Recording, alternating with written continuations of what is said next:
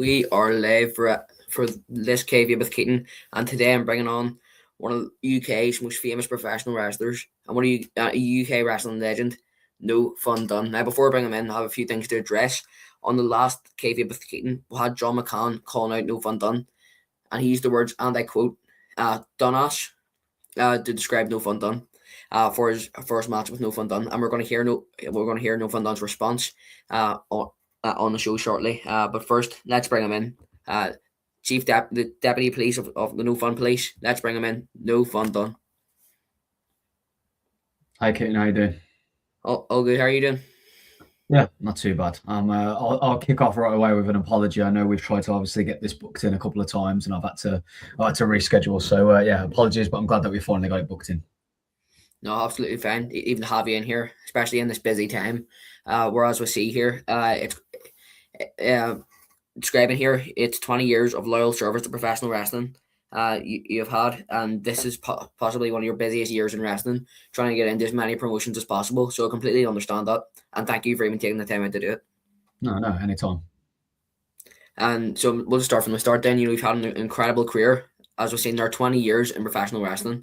So, you've obviously, even hearing that, you can tell that you were shocked about that. 20 years, it's crazy. So, when you first started watching wrestling, what is your very first memory of wrestling where it's sort of like your spark to tell yourself, this is what I want to do?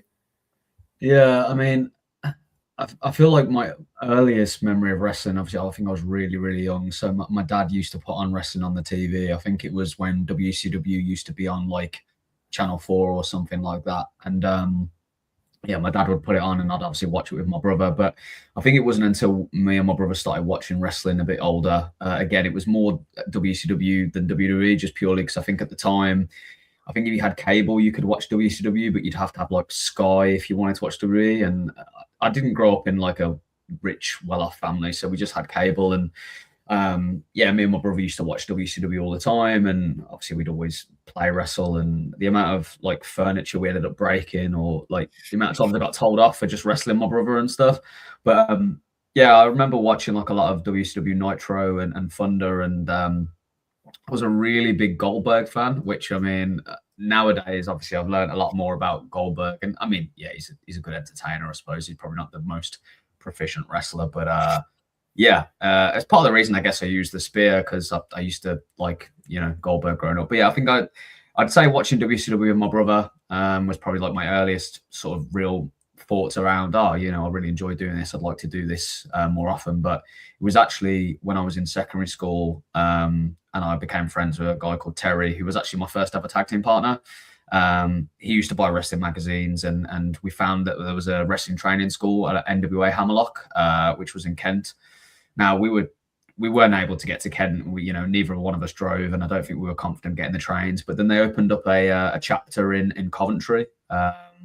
So yeah, that was kind of when my wrestling journey began. So I think, yeah, watching wrestling with my brother growing up and seeing all that, and then kind of becoming friends with Terry and realizing that actually it was a possibility that you could train and become a pro wrestler. I think those are kind of my earliest memories of it, really. Yeah, well, obviously, I wasn't alive at that time, with the WCW stuff. But watching back, Goldberg, as you said there, maybe he wasn't the most athletic wrestler, most skilled wrestler, but at that time, I wasn't even alive at that time, but I know how impactful he was on WCW. You're trying to make me feel old, Keaton, because you know what I mean? No, I'm joking. But yeah, no, he was. Yeah, I think it was more the way he was portrayed. I think WCW obviously had him as like this undefeated, wrestler, and so yeah, obviously it was appealed to the younger masses. But yeah, he wasn't, I guess, the best. The more you kind of learn, but yeah, my brother was a big Sting fan. He liked Kevin Nash, but yeah, it was always Goldberg for me. Yeah, and do you think that, like, when you started wrestling, Goldberg impacted a lot of your wrestling style, or he maybe even impacted you getting into wrestling in the start, like as in wrestling training?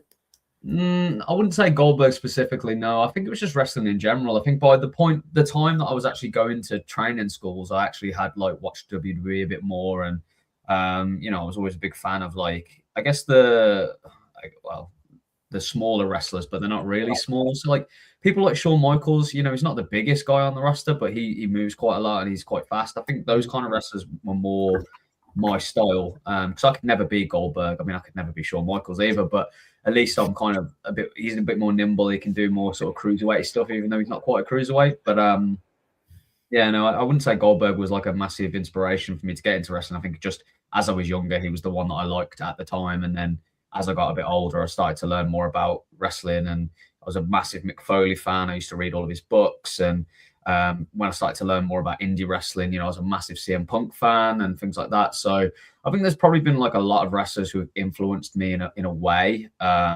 Like weirdly, a lot of my moveset is probably like knee-based offense, and I think a lot of that is Roderick Strong because he's again not the biggest dude, but he can move around like a cruiserweight, but he's still got a bit of power and he uses his knees quite a lot. And I always say whenever I do like a lot of knee-based moves, it's kind of a lot of it is Roderick Strong. But again, I think it's just influence from watching a lot of wrestling growing up, and then obviously getting into wrestling, seeing other wrestlers on the scene, and kind of learning from them as well.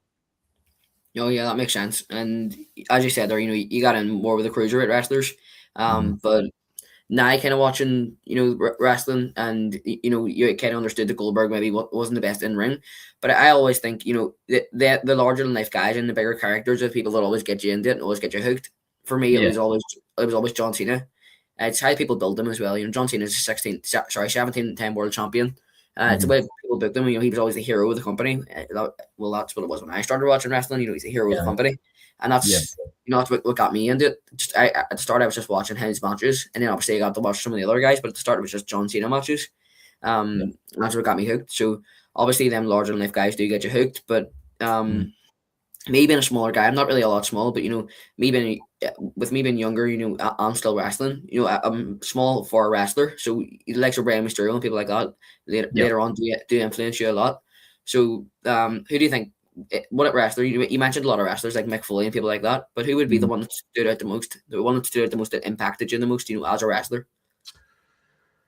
Again, I think it's hard because I had a bunch of different favorites growing up, so I never really had one that was like, this is the reason I want to become a wrestler. I think I just loved wrestling as a whole. But I mean, one of the things that stood out a lot for me was The Undertaker, purely because he was my dad's favorite. He loved The Undertaker, and so I loved The Undertaker too. And so I'd watch a lot of his matches, and I was really into his stuff. But again, it's difficult because I never thought I could be The Undertaker. I'm not, I'm 5'7", and I'm not I'm nowhere near as strong as he is. So it's hard. I don't think I can pinpoint one specific wrestler. Again, I think I've gone through different phases of like what wrestlers I've liked. Obviously Goldberg early on, and then I liked Shawn Michaels, and then as I got a bit older, watching indie wrestling, I liked Finn Balor. I mean, the fact that he was from Ireland and then was able to go to the WWE, I think that was another influence. It's like, well, here's someone that's from Ireland and he's managed to go over to Japan and then to WWE. People like that have influenced me in a way, but I don't think I can't really pinpoint one. But yeah, again, like CM Punk, I was a massive fan of his, and I've just been a big fan of wrestling in general, and I think I've just liked watching it and learning and just seeing how everyone sort of progresses and stuff anyway. So yeah, and like when you started wrestling, where was it you started wrestling? What place was it? The company's gone now, but it was called MPW, Midlands Professional Wrestling. Again, it was kind of an offshoot of NWA Hammerlock, and obviously NWA Hammerlock have had chapters where I think Hammerlock is where Finn Balor started in like I believe, or at least there might have been a chapter in Ireland at some point. What was that? Sorry, I think it was Paul Tracy or someone like that. Yeah. So the company I worked for was basically a new company that had come from the back of that. I think it had a guy called Magic who was one of my first trainers. He was from NWA Hammerlock, and then he came to Coventry to start training people there. I started off in Coventry in this place called MPW. Used to go every Sunday to this place called the AT7 Centre, which is still there. It's just a big leisure centre, basically. And I started in 2005. Yeah, I'd started training in 2005, and obviously had my first ever match in 2006. And a lot of people say, the first bump that you take in wrestling is when you decide, you can do this or you can't do it. So talk us through your very first bump. Was it easy for you? Were you like, oh, I want to do this again? I'm a wrestler now. Or was it more like, this is a shock to the system? It was definitely a shock to the system. We obviously didn't have a ring when we started. It was just gym mats. Now, as I think a lot of wrestlers, and maybe they might not want to admit it now, but a lot of wrestlers probably did stuff in the backyard. Now, I'm not saying I did anything like glass, fire, barbed wire, or anything like that, but me and my friends used to do bits of wrestling in the garden and stuff like that. So I'd already taken like a couple of like, definitely not safe bumps, but I'd hit the ground, and obviously I knew how that felt, and it didn't feel good. But then, yeah, obviously going to training school and landing on like the gym mats was probably a little bit better than landing on the floor. But yeah, it wasn't one of those things where I was like, wow, I love that. That was great. But it was kind of the thing where it was like, okay, that didn't feel good, but I'm sure if I keep going, it's just going to get easier. And I think it was making sure, you don't bang your head. Because I think one of the first times I think I maybe like banged the back of my head. I was like, oh, okay, that didn't feel good. But it must have something must have worked. So I stayed doing it for 20 years. So yeah, yeah, that makes sense. And even in backyard wrestling and stuff like that, it's very frowned upon, backyard wrestling. And I can understand why, because it is dangerous for kids. But sometimes if you do it the right way, it's not always the worst thing to do, especially if you're an adult doing it. Backyard wrestling can be good, but do you think that kind of thing, like wrestling with your brothers, it wasn't like proper backyard wrestling, it was more like a mess around, but do you not think that sort of helped you more getting into wrestling? Yeah, no, definitely. I think anyone who's a wrestling fan wants to wrestle. You know what I mean? You'll be wrestling with your friends. You'll be mucking around. You'll be pretending to do moves to each other. And I think it was that next step where we would film it and we'd pretend to put on matches and stuff. And it wasn't, like I say, it was never like the death match wrestling or the backyard wrestling that you can see in America. It was literally just me and a couple of my mates and my brother pretending to be these characters and filming it. And again, I think the second I actually started training to become a wrestler properly, I said I'd stop. It was one of those things where I was like, yeah, this was really fun, and it maybe gave me a taste of what it would be like, pretending to be a character and all this. But I obviously didn't know what I was doing. I was just pretending what I saw on TV. But yeah, the second I actually started training for real, I said to my friends, I was like, yeah, I'm done doing this. So, I want to make a real go of it. But I'm sure it would have helped, like, influence me into thinking, oh, okay, yeah, maybe I can go do this. And it was probably my earlier taste of, putting on a character and, putting on a show and trying to put matches together. But yeah, I definitely didn't know what I was doing, but it definitely kind of gave me that push to, oh, actually, maybe I should go to a training school. But yeah, you're right. It can be dangerous. And I think there's a limit, really, especially when you're very young. You can have a little play around with your friends, but if you start hitting each other with weapons at a young age, it's probably not a good idea. So. Yeah, that makes sense. And even like when you started wrestling, when you started training, did you ever think that you said there that you wanted to leave, but as you kind of went along with wrestling and after the first few years, do you think that you would reach this kind of level? No, I think especially like back when I started training, it didn't feel like it was something that you could just like do forever. It was never I could get signed to WWE. That's a possibility. And now obviously like a lot of my friends are all working there, but yeah, when I first started training, I think it was just I knew that they put on shows, and I guess the dream was to be on shows, but I never thought that it would be something I'd be doing 20 years later. I think it was just at that moment, I loved wrestling. I mean, I still love wrestling, and it's never going to change. But I just wanted to get on wrestling shows, and I didn't think I'd be still doing it now. But here we are, 20 years in. So.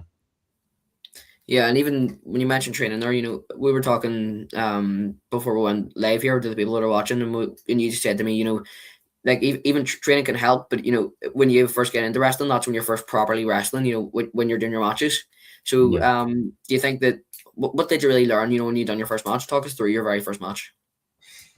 So my first match was a tag team match, and again, I'm probably going to forget the date off the top of my head because me and my tag partner, my first ever tag partner, Terry, because we were friends from school, we always kind of tried to remember, because this was back before like a lot of social media. So it was really hard to kind of pinpoint when it exactly was, but it was definitely February 2006. And it was in Canley, which is just outside of Coventry.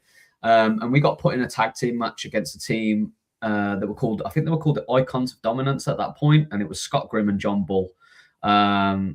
And yeah, we talked about what kind of ideas we could have as a tag team. And I remember when I was training, a lot of talk was that if you want to get on shows, you should become a tag team because we don't have enough tag teams.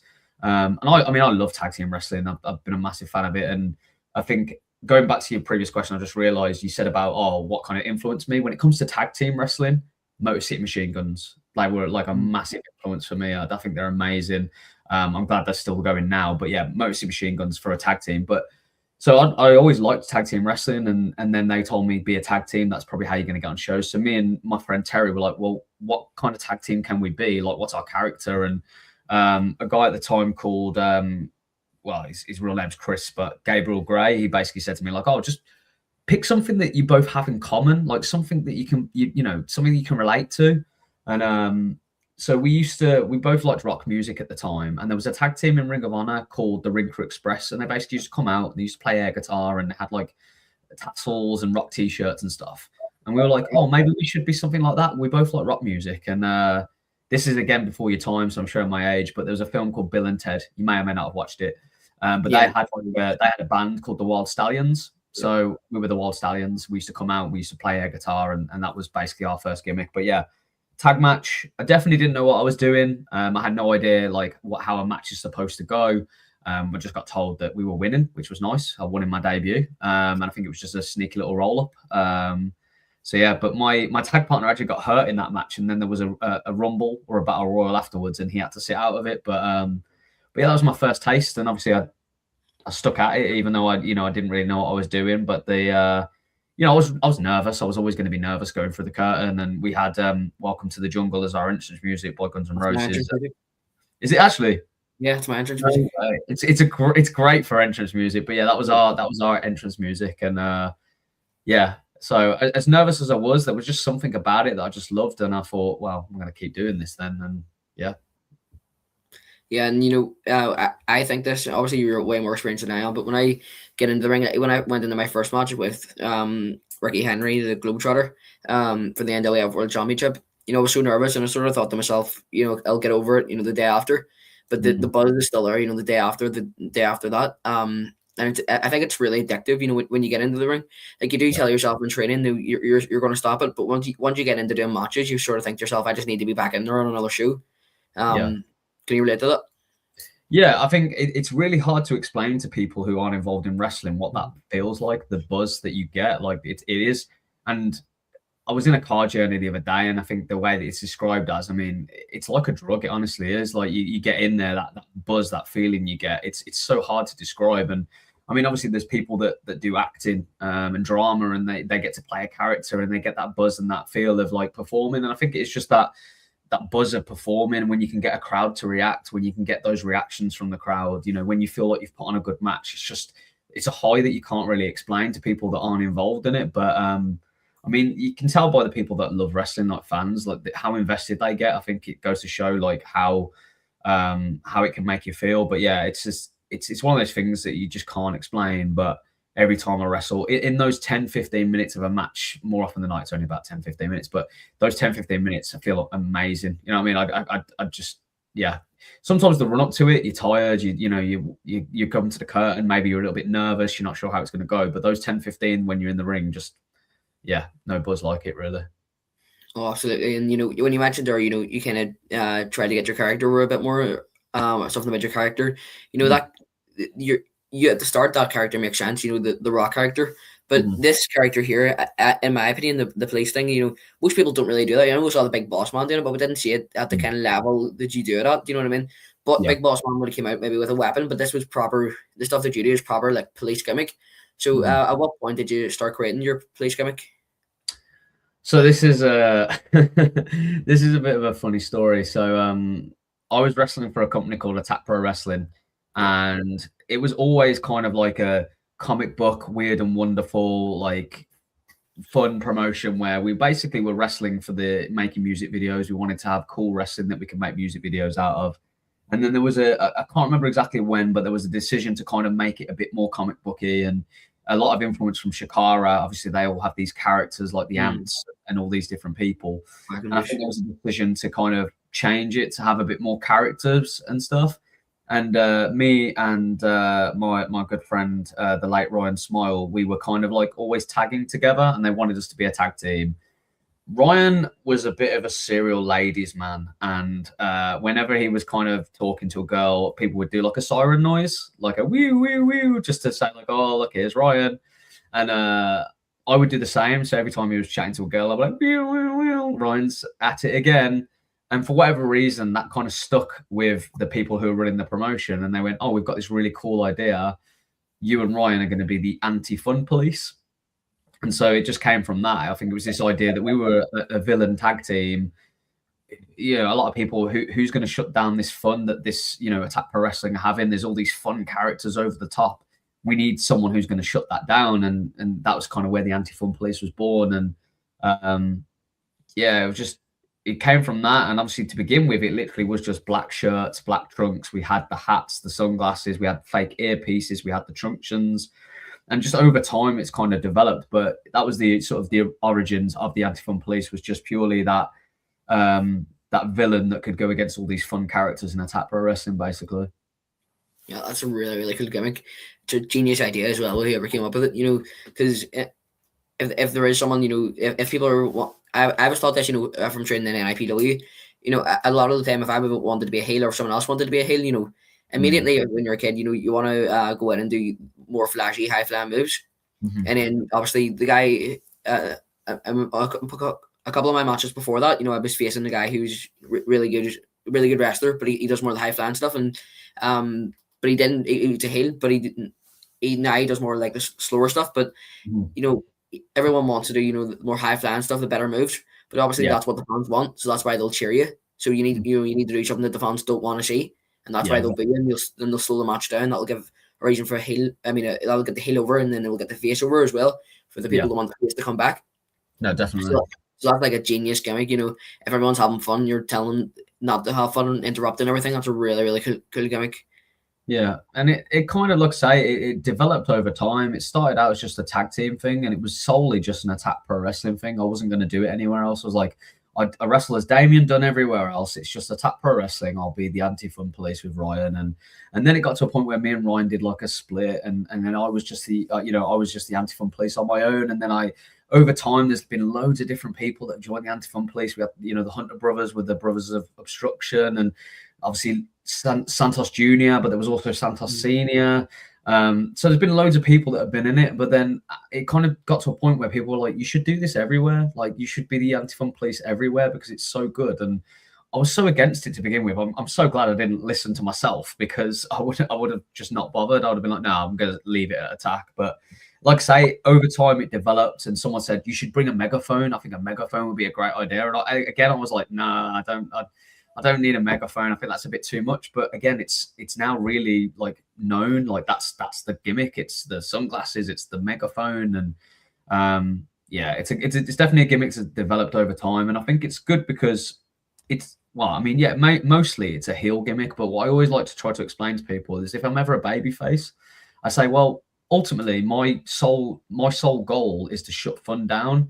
If you're a villain and you're beating people up, you're probably having fun doing it. You know what I mean? If you're breaking the rules and you're cheating, you're probably having fun doing it. So that's where I can spin it, and I can be like, well, you might be the villain, you might be the heel, but you're still having fun. So I still am against you. So I think it has those levels that you can switch it up depending. I mean, obviously, it's much better when I'm a villain. I get to play it up, and I think the villain element is a lot better for me, or the heel character, because it's really not me. Like I'm in my growing up, I was shy, I'm quiet, I'd like to consider myself a nice guy, and then I get to play this character that's so outside of my comfort zone, but I really enjoy it. I think I always liked acting as a young kid anyway. My dad used to do like amateur dramatics and stuff, so I was always into it. So really, the character is something I can really get my teeth into and play a character that I'm not really used to being. But yeah, no, I've been very fortunate to have that gimmick and be able to sort of adapt it and use it, and have, several different tag partners over the years and stuff like that. So yeah, no, I've been very fortunate, but I enjoy it. It's a very good gimmick. Yeah, even hearing it, you think it's a heel name. And when you mentioned tag team partners, I'm going to dive into that in a bit, but I'm going to bring in some of our comments here from the fans. Scenic Spots, Northern Ireland asks, which company have you wrestled for the most? Have you ever wrestled in America or US? Which company have I wrestled for the most? I would probably say it was Attack Pro Wrestling. I mean, I'd probably have to go on there's I'm sure you probably know about it, Cage Match, where they put loads of wrestling results and stuff. I'd probably have to check. I think it's Attack Pro Wrestling because I did a lot of my work there. But I could be wrong. I wrestled for Kamikaze Pro quite a lot over the years as well, and that was one of the places I did a lot of my work too. So I would say Attack Pro Wrestling, but I might correct myself and find that it's not them.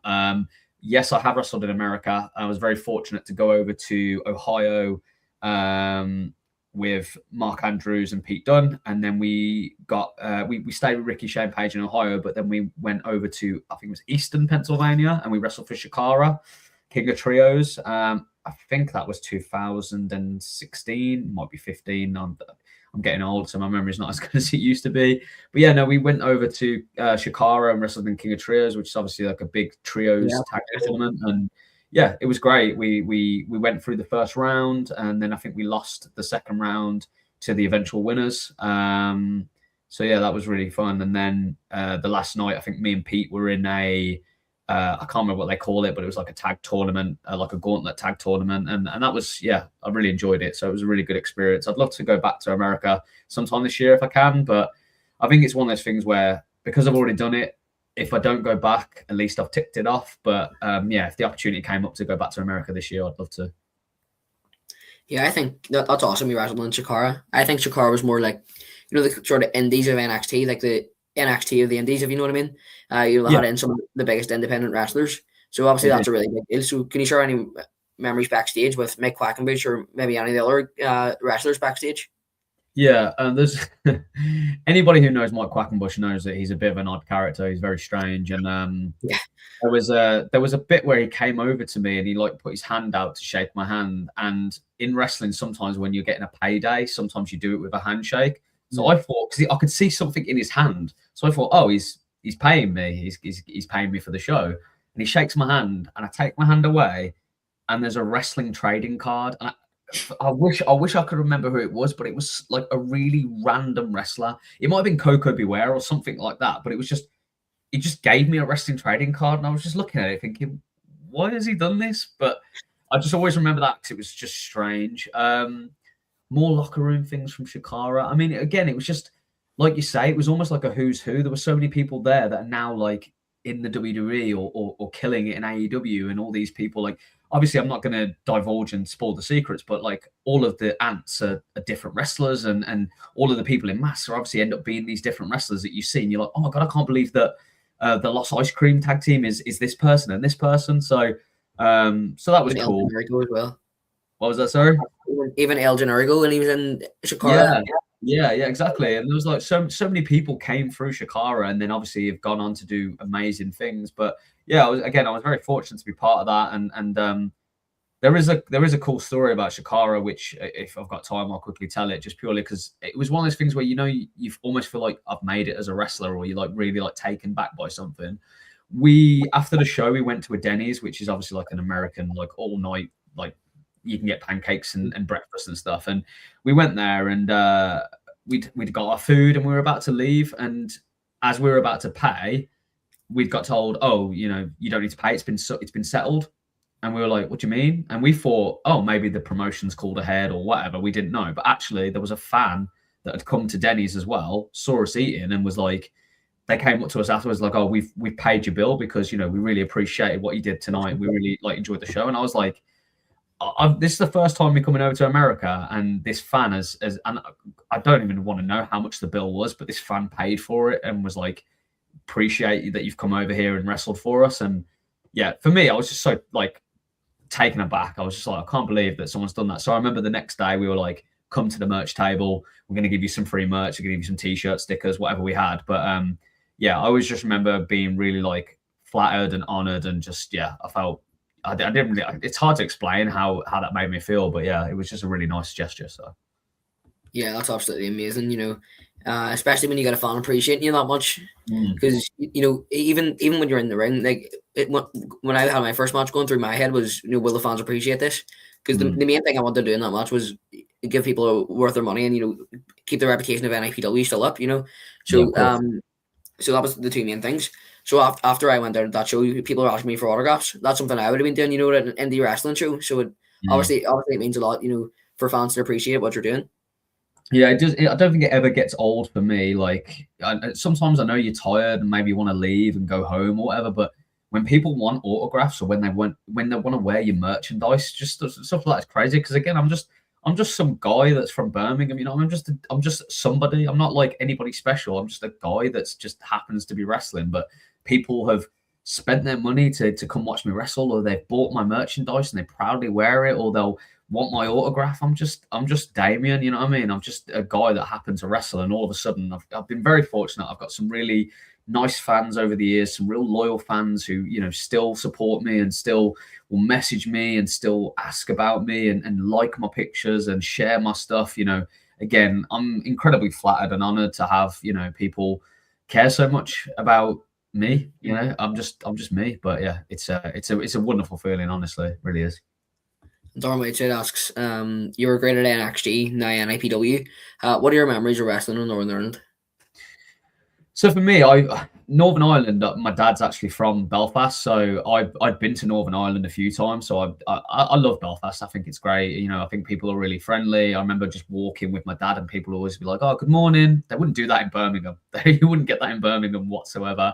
I always felt people were really nice. And again, when I came over to wrestle, it was the same. I think everyone was really polite. Everyone was really friendly. Obviously, I think my first show, I actually won the title, which again, that's a great memory to come in and win the belt. And it meant, obviously, I was fortunate enough to come back a few times. And I think my memories are just how, you know, hard working and how what's the word I was looking for?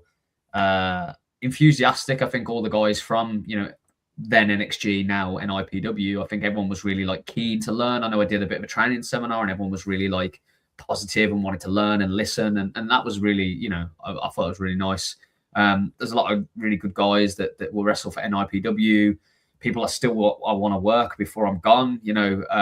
So yeah, no, I really enjoyed being over in Northern Ireland, and I'm looking forward to coming back. So Yeah, and like when I first saw you at NIPW, you know, when you won the title, that was awesome. But when I first saw you at NIPW, it was amazing, you know, because when you came out, I didn't really expect there to be a man with a speaker and a police uniform. You know, you don't really expect that when you see a wrestler coming out. So it was awesome. I was really shocked, you know, seeing you coming out in Northern Ireland. But now, you know, it was very memorable times, especially for the NXT days, because you held the NXT Resolution Heavyweight Championship. Now you're going in here with the current Northern Ireland champion, the rebranded championship, a championship that you've already held, with a two-time SIW Academy champion, who has said, and I quote on this podcast, he called you out on this podcast, and called you a Dunne, and also and called you out. And now the match has been announced. So before you do it, I just want to say, get your tickets at nipw.sumupstore.com, where you get to see No Fun Dunne for his retirement year in action. This might be your only chance to do it if you live in Northern Ireland. I'll be in the main event for the Northern Ireland Championship. But do you have a response to John McCann after them quite controversial words? Yeah, well, I mean, obviously I wrestled John for I think it was still NXG at the time, and you know, I think I gave him respect for that, and I believe I raised his hand after the match. I mean, he tried really hard, he just wasn't hard enough, and obviously I won the match. I've seen John obviously has gone on to do loads of great things. You know, I saw that he'd had his debut for OTT, and he's going across different countries, and he's traveling, and he's putting in the graft. And I respect that. You know, I think I said at the time when I saw him training, I thought, you know, this is someone who's got a lot of potential. There was a lot of things that I saw that reminded me of people that I've, you know, come up with in wrestling. And I thought, yeah, this kid's got a lot of potential. The fact that he's calling me out again, I guess I kind of respect it, because, you know, he's trying to make a name for himself. And I get that.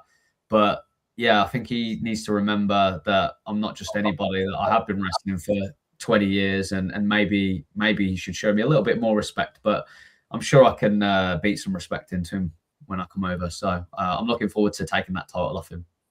Well, I'll be there watching it, and you know, if you do win it back, that'll be a very memorable moment, especially for your year in retirement wrestling. But you're definitely not going in there against someone easy. But you're also not someone easy yourself. You know, we're going to get back there to talking about tag teams. You got the tag team with one of the most successful wrestlers to come out of the UK, Pete Dunne. You were called the Dunne brothers. So can you tell me how all that came around? Yeah, so Pete, obviously one of if not the best wrestlers to come out of the UK. I think maybe I could be a little bit biased, but yeah, I think he's brilliant. He's from a young age, you could tell he was going to make it. He had a brilliant mind for it. He was super talented. I was very fortunate to be, you know, able to tag with him, and I think we both worked really well together. But yeah, so he was obviously training at a similar place to where we'd started. It changed names, and it was now running as a different school, but he'd started training there. And I remember he previously used to wrestle as Tiger Kid, so he had a masked gimmick, and he was Tiger Kid. He was still very young at the time, and we'd always talked about potentially becoming a tag team, because we used to, outside of wrestling training, we used to meet up. So Pete used to box. He used to do boxing. And we used to go down to where he used to do his boxing training, and we used to just wrestle, and we'd like film some stuff and put on MVs, make music videos and stuff. So we were always training together, and we always said, oh, it'd be really cool if we were a tag team. We've got really good chemistry.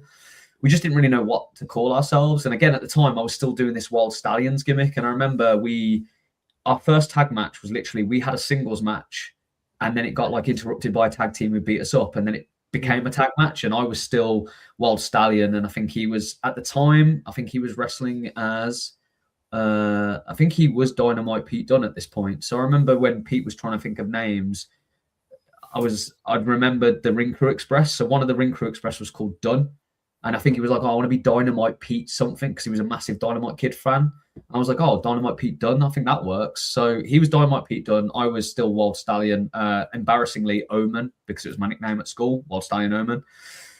And after we had this tag match, we realized, actually, we've really got this good chemistry. Maybe we should become a tag team. And we were umming and ahhing, and I was like, oh, maybe we should just be like the Dunne brothers. Like, I'll change my name to, at the time, it wasn't going to be Damian Dunne. I was thinking of a different first name. I'm glad I stuck with Damian, because it's my name. So people say it, I know they're talking about me. So, but yeah, we became the Dunne brothers shortly after that. And then we'd start just trying to travel around and just offering ourselves out, saying, look, if you need a match, we can either wrestle each other, because again, we had really good chemistry. We had really good matches against each other. Or if you need a tag team, the Dunne brothers, we can wrestle.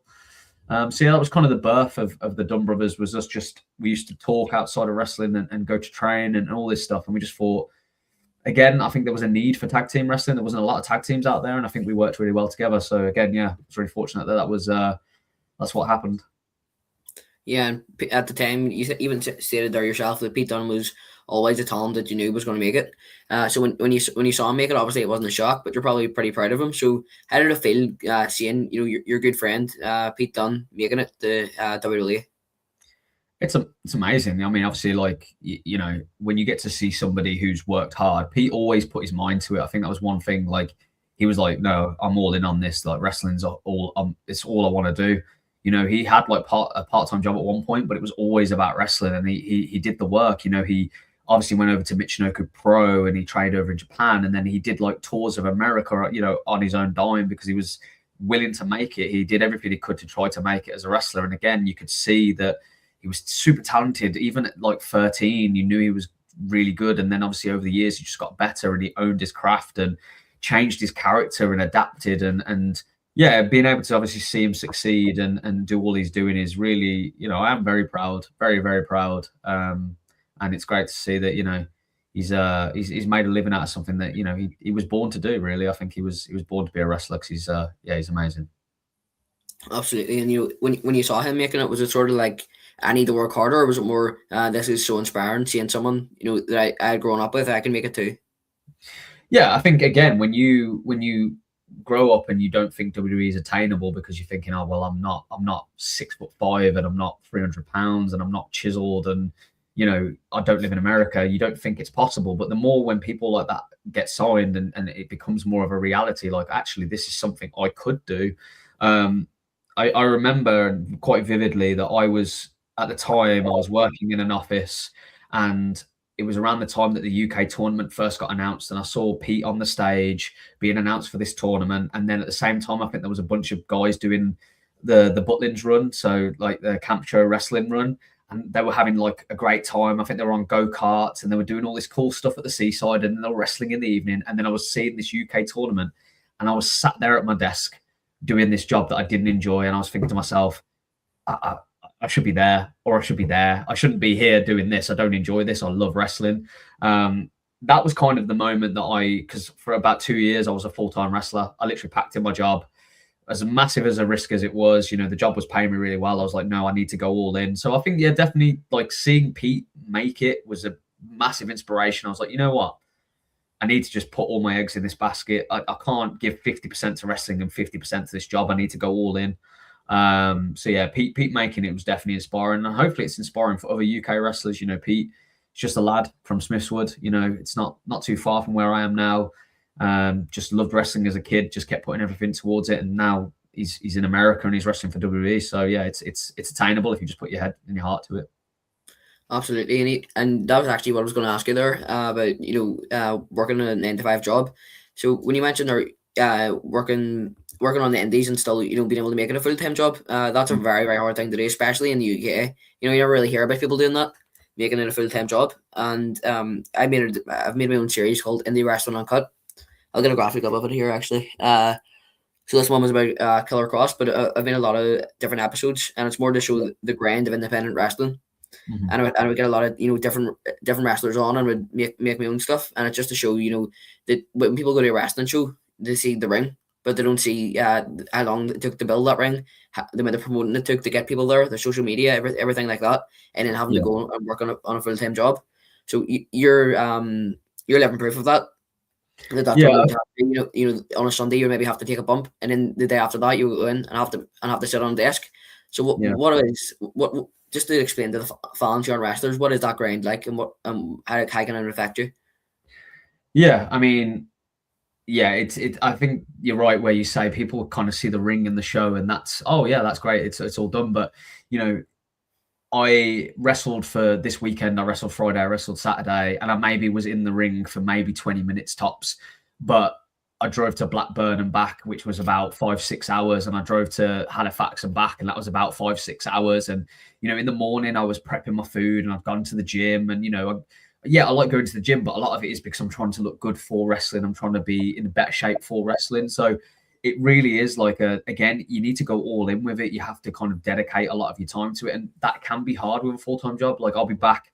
I've got a full-time job again after obviously like lockdown and COVID. I had to go back to office work. I couldn't wrestle full-time anymore. So I am still kind of doing that grind even now in my last year. I've got a full-time job. I manage a team of people, but at the same time, I'm thinking, well, come the weekend, like the weekend coming, I'm flying over to Northern Ireland. I'll be wrestling there, and then I'm going to literally fly back, and I'm wrestling in Derby that same the Sunday. Monday morning, I've got to log back in at work. So yeah, the grind it's hard. It's a lot of work. It's tiring, but it's worth it. I mean, this is why I'm going back to, if you're dedicated and you want to put your mind to it, you need to put those miles in. You need to put that time in. Yes, you're going to be tired, and maybe you're going to go straight from your job to a wrestling show, and you're going to have to get up the next morning, and you're sore and you're beat up, but it's worth it. It honestly is. Like, obviously a lot of times there was a period of time where I was like super busy with wrestling. I was very fortunate. I was wrestling midweek. I was doing I literally would have to finish work early at 3:30 and drive halfway across the country to do a show, only to get home at 2, 3, 4 in the morning to log back in at work in 3-4 hours the next day. It's a lot. It is honestly tiring, and I guess 20 years and I'm definitely feeling it, and my grey hairs and my wrinkles and everything, that all just is probably a lot of that's worn me down. But no, it's worth it. It's worth putting in that time and those hours to get where you need to get to. So it's hard. I'm not sugarcoating it. It's a lot of work, but again, if you love it and that's what you want to do, you'll put in that time. Yep, absolutely, and that's what I'm trying to show fans. A lot of people don't see the amount of time that takes. So I want to show, and most of my fans on this are obviously wrestling fans. So I want to kind of show the grind it is of independent wrestling from the standard that they just see of WWE. When yes, they still do work hard, but they also don't have other jobs to deal with. They don't have to go through that amount of stress. That is their full-time job. So they try to raise awareness to that and show that. But I'm going to bring in a question here from Manny Mully, who says, if WWE called you, if WWE called you, would you hold off on retiring? Surely LA Knight is older than you. That's a tough question, because obviously my dream growing up was to work for the WWE, and obviously I've been fortunate to work for them anyway. But to actually make a living and work for the WWE full time, if they called me, which is very, very, very unlikely to happen, but I would consider it. Of course I would. I'd be an idiot not to. And I think it obviously depends on what that would mean. But yeah, I think I would consider holding off. And I know LA Knight is older than me, and I don't think it's not just my age. I mean, obviously my age is a factor, but yeah, I think yeah, I would consider it, but I don't know. I don't know if that would. I wouldn't know how to react if that happened. I'd obviously be over the moon, but yeah, I'd have to. I can't say I'd have to consider it. I probably would say yes, but I don't know what that would look like. So we'd have to see. Yeah, and I believe that you done work for WWE before. I don't know. I think you were on the first ever NXT UK taping. How was that? Is that true? Yeah. Yes, yeah. So I was asked to take part in the first NXT UK taping, which was in Cambridge. Funny story, I was actually wrestling in Butlins in Bognor Regis. Now, just for distance wise, that was probably about 4 hours from where I lived. And I got told, oh, you know, you're going to be doing Cambridge the day after. So I was like already conscious that I was going to get home really late. And then on top of that, a wrestler actually got hurt, and I got asked, oh, could you actually go get them and bring them to the hotel for the next day? So I think I got back from this show. I probably had about 2 hours sleep. I was then fake tanning and packing my bag and drove and got this guy from the hospital, and off we went to the show. And yeah, again, it was a surreal moment because I went to the hotel to drop the wrestler off before the taping and everything, and Shawn Michaels was just there and William Regal was just there, and it was just like, this is weird, like starstruck completely. But yeah, I was fortunate to I got to be there when they were sort of going through everything when it came to like what it was going to look like and social media and all of these different things. And yeah, it was like a 2-day thing, and I didn't wrestle on the first day. I wrestled on the second day, but again, I got to be around. I think the thing with NXT UK is it was almost surreal because I was working for the WWE, which was always a dream of mine. I was like, I'm working for the WWE, but when I looked backstage, it was all my friends. It was all the people that I'd wrestled. You know, these are all people. Pete Dunne's there. I know Pete. I've known him for years. Like Trent Seven, Tyler Bate. You know, all these people that I know. And we're just on a WWE show, which was just crazy. It was surreal, but yeah, it was an amazing experience. Obviously, I got to meet Shawn Michaels again. I used to really think he was amazing when I was growing up, and I got to meet him. And William Regal was lovely, and A Train, obviously, he was back there and he was doing like producing and stuff. A really great experience. The catering was amazing. I'm sure it's probably been spoken about a lot, but the banoffee pie was the best thing ever. And I think everyone was rushing to the kitchen to get it. I think even like the guys from America, whenever they come over here, they want the banoffee pie because it's unreal. But yeah, it was a really cool experience. I got to wrestle Dave Mastiff again, somebody I trained with and I knew quite well. I mean, he beat me up in like a minute and a half, but it was a really cool experience. And I think I remember I came out, I didn't get any music. I had to go straight to the ring, and there was fans who recognized me because again, it's wrestling in the UK, so people were going, "Oh, Chief Deppy, no fun," and I was just like, I had to pretend I didn't hear it, but there was a little part of me that was like really chuffed that they'd said that. But yeah, it was a really, really cool experience. I was fortunate I did it twice. I also did Liverpool as well. But yeah, again, as much as I would have loved to have had a career and wrestled in WWE full time and been where Pete is right now, at least when I'm gone, I can say I worked for the WWE. I got a check through the post, it said WWE on it, had my name on it. Again, really, really proud and happy I got to do that. Absolutely. No matter what, you were on WWE. Even if it was a minute and a half of you jobbing for another guy, you were still on WWE. So that's pretty good accolade that most people can't say. Yeah. And so after you stopped doing stuff with NXT, what was it like? The day after the return back, or the work, or on backstage with the guys? Was it just the same, or were more people coming up to you?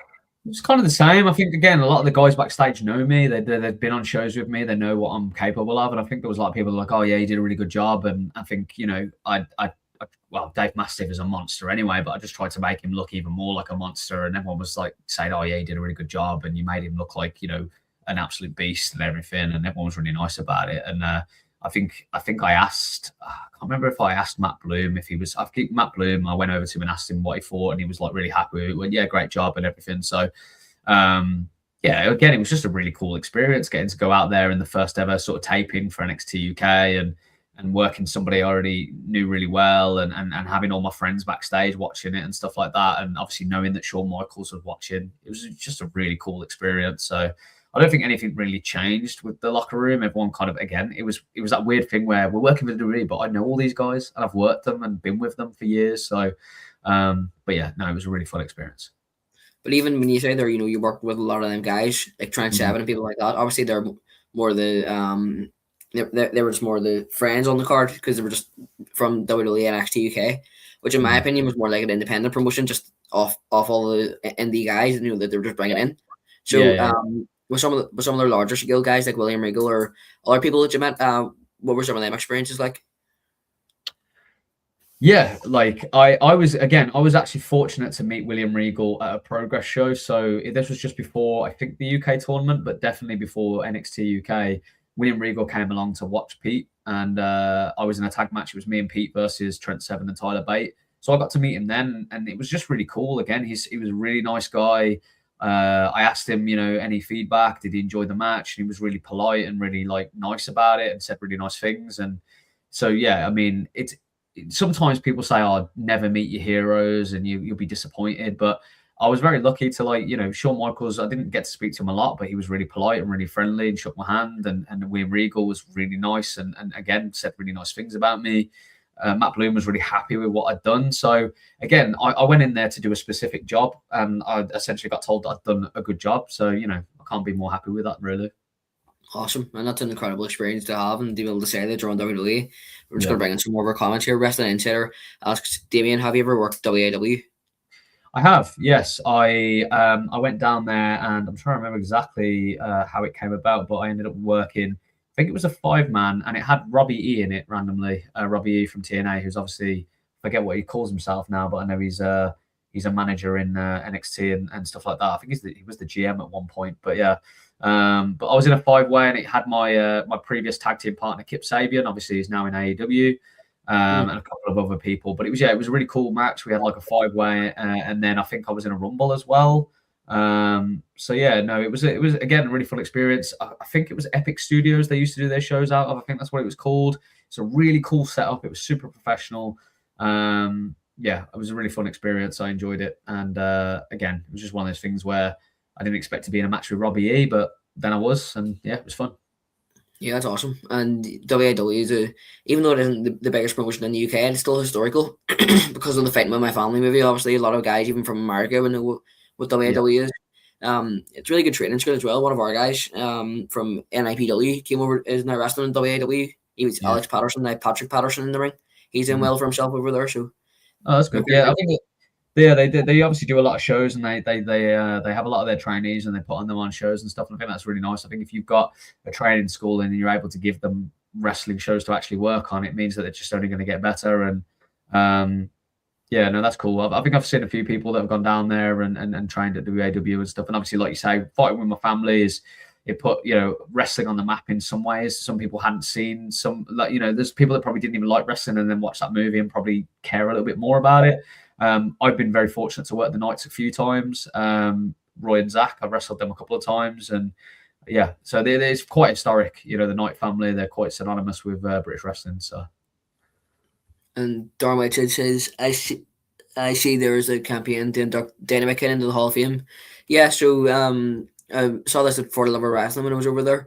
There is a campaign to induct Dana McKinnon into the Hall of Fame. The fact that he isn't already in it is crazy. So I think you just search it up and you can send a petition. So anyone watching, make sure to do that.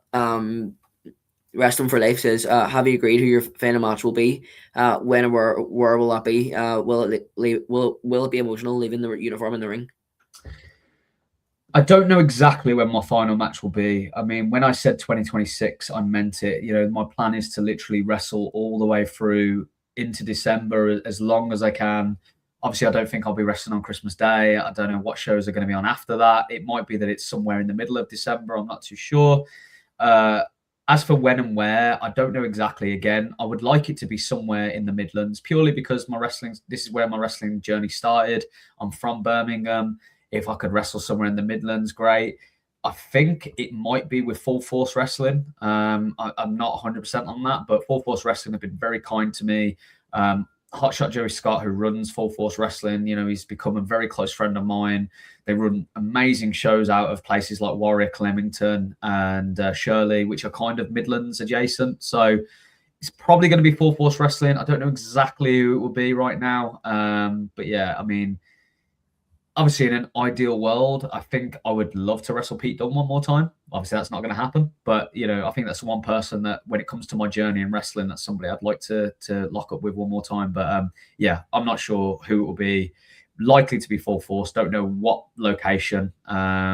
Yes, it will be very emotional. I think somebody assumed that I was leaving wrestling because I don't love it anymore, which is not true. It couldn't be further from the truth. I love wrestling. I will always love wrestling, and I think leaving wrestling is probably going to be one of the hardest things I ever do.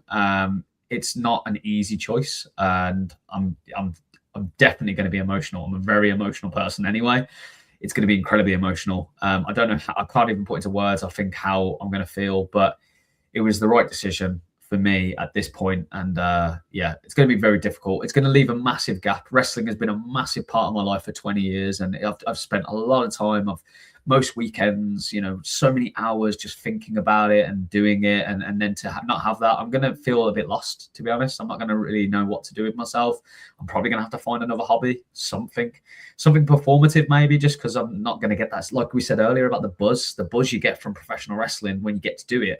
How am I going to replicate that? I need something to give me that buzz. So yeah, I'm going to be a blubbering mess. I think I'm going to be crying tears. But again, right decision for me at the time. So Yeah, I'll leave a big mark in UK wrestling. You were very big name in UK wrestling, so I'll leave a big mark in it. Wrestling Insider asks, what was it like when you found out No Fun Dunne had accepted the live call from your show, Keaton? Yeah, that was pretty cool. I saw it announced, so that'll be an amazing match. And to me, looks like it's becoming a bit of a grudge match from the words that John McCann used to describe you on my show. So, yeah, I mean, again, I'm not going to sit here and say horrible things about John. I do think he's very talented. I think the sky's the limit. I think he could do loads of great things. But again, I'm guessing that he thinks he can get one over on me, and maybe he wants to make a name for himself at the cost of me, at my expense. But just because it's my last year and just because I've been wrestling 20 years, it doesn't mean that I still haven't got fight in me. And he's going to have to bring his A game. He's going to have to bring his best if he wants to beat me. So I've beat him before. Maybe I'm going to beat him again. Maybe I'm leaving Ireland with another championship. I've done it before. I can do it again. I just want to announce this one more time. You're going to get to see one of the most well-experienced and well-respected UK wrestlers, No Fun Dunne, going into one of his last matches this year against John McCann in his final retirement year. This is the then and now of UK wrestling. So you don't want to miss this, especially if you're in Belfast. You can get your tickets at www.nipw.sumupstore.com. And bring another one of our comments. Snake Spots asks, "What's your Mount Rushmore of British wrestlers?" I think that's really good. Oh, that's a very tough question. I mean, again, I'm going to have to go. If we're talking about British independent wrestling, Pete Dunne has got to be on it for me. I mean, again, I'm biased, but he's got to be. He has to be. If I'm thinking before my time as well, Finn Balor, he has to be. Finn Balor has to be on it, and then Pac, Neville or whatever. What's he call himself now? Yeah, yeah. I mean, my God, my memory's terrible. But yes, Pac would have to be on it for me personally. So I think Pete, Neville, Pac, Finn Balor. Oh no, there's one more, isn't it? It's 4. Oh, that's tough.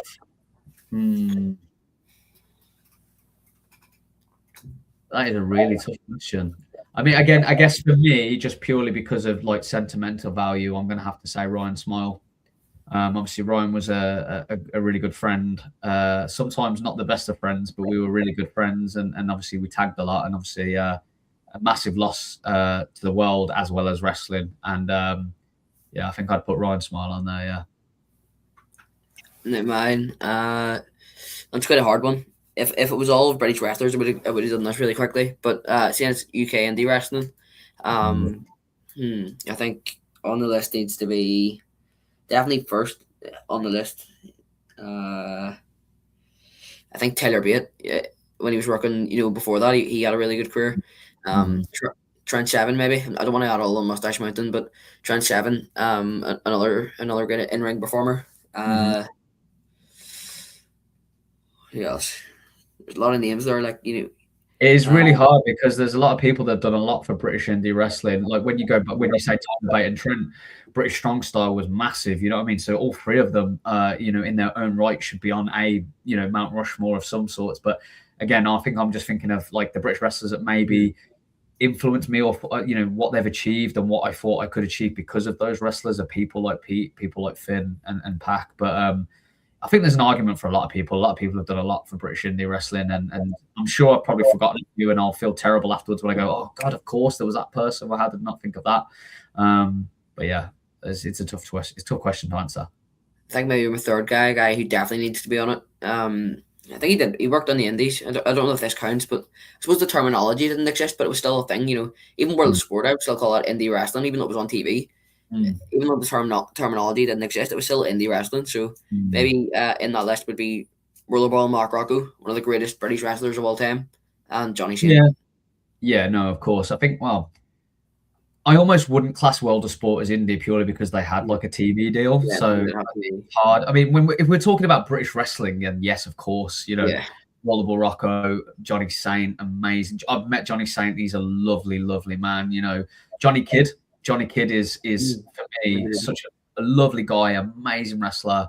Again, I was really fortunate to go to an event recently, which was in his honor, and he's amazing. So if we were talking British wrestling, I think it would be even harder, but it's just difficult. There's so many great British indie wrestlers. So yeah, I'd be interested to hear what other people's takes are, who they would put on there. But yeah, I think those are for me anyway. And I almost forgot here. I don't know if you recognize him anymore, but there's a guy who I was speaking to at Fort Lower Wrestling. His name's Kid Rothrock. Yes. He told me to actually tell you that he wants to match you in his your very last year in wrestling, and to bring it on, really. I'm aware of who Rothrock is, and we've been on a few shows together, and I think it would be nice to get in the ring with him before I call it quits. So hopefully we make it happen. Again, it's difficult. There's so many people that I haven't wrestled that I'd like to wrestle. I've been very fortunate. I've wrestled for a long time, but obviously there's a lot of new people. Rothrock's not even new, but we've just never really crossed paths, and there's only so much time I've got left, and I'm trying to get on as many shows as I can. And again, it's just difficult because there's only so much time I can fill up. But I want to wrestle anybody and everybody, really. It's not just, I want to have some of the fun matches I used to have with some of the people that I've wrestled before, but I also want to wrestle new people. I think there's a lot of new wrestlers out there, and I think it would be a great experience, I guess, for them, but also really, good experience for me. And I want to pass on, all I've learned and all the things I've done in wrestling. I want to be able to share that knowledge and pass it on. So yeah, I'd like to work Rothrock. There's a lot of people I'd like to work this year. So as many bookings as I can get, I'm going to try to do as many of them as I can before my body falls apart. And so hopefully that is one of the ones I get to tick off. And also, so now that we're kind of coming to the end of the podcast, so you've now this year you're retiring, ending a career of a very respectful wrestling career of UK wrestling, one of the best characters in all of UK wrestling, very popular in UK wrestling. So how do you want to be remembered in the ring? It's a difficult one. I think I guess for me with wrestling, ultimately, who is it for but the fans? Yes, it's partially for me. I get to do something that I've loved since I was a kid, and I get to perform and get that buzz, but really we're there to entertain the fans. And I'd honestly want to be remembered as somebody who did everything I could, put everything into it to put on a show, whether it was me being booed or whether it was me being cheered. I've given everything I can to try to put on the best show, the best matches for the fans, for the promoter, of course, for the bookers, for the people that put me there, for my fellow wrestlers. I've tried my best for them too. But really, I've wanted to make people smile. I want to make people laugh. I want to make them angry. I just wanted them to enjoy themselves and to love wrestling as much as I do. So yeah, I think if I could remember for something, it'd be that. And other than that, just shutting down the fun, obviously. And what advice would you give the young trainee wrestlers starting out in wrestling?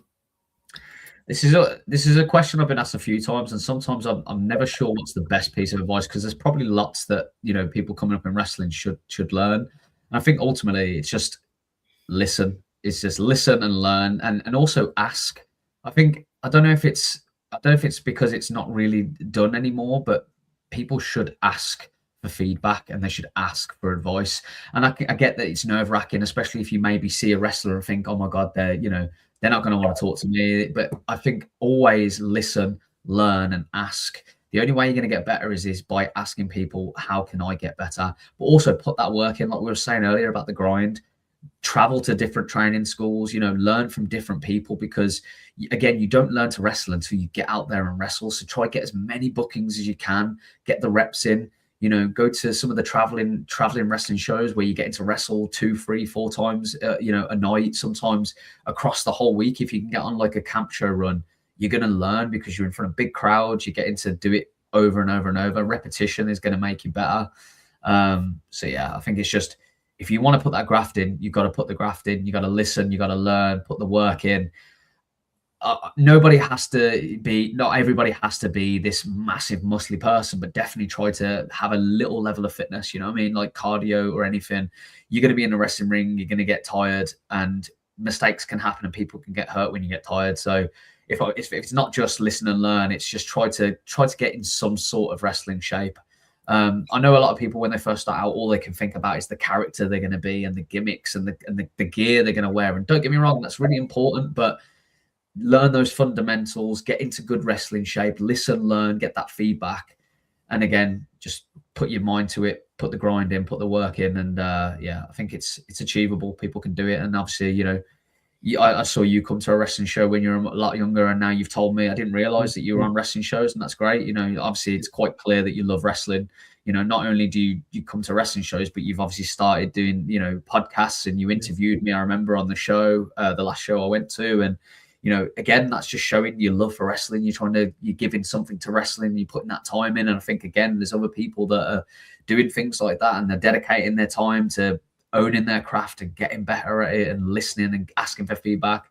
Occasionally people say, oh, can you watch my match so I can get some feedback? And, again, I appreciate that, because they obviously feel that I can teach them something. And I'd like to think I can. I've been around for 20 years. I've been on shows. I've done all right for myself. I've, wrestled up and down the country. I've wrestled globally. I've wrestled for the WWE. I've been very fortunate, but I've learned things, and there's things I can teach people. So yeah, I'd definitely say, listen, learn, just try to improve yourself and put that time in. And anyone can make it if they try.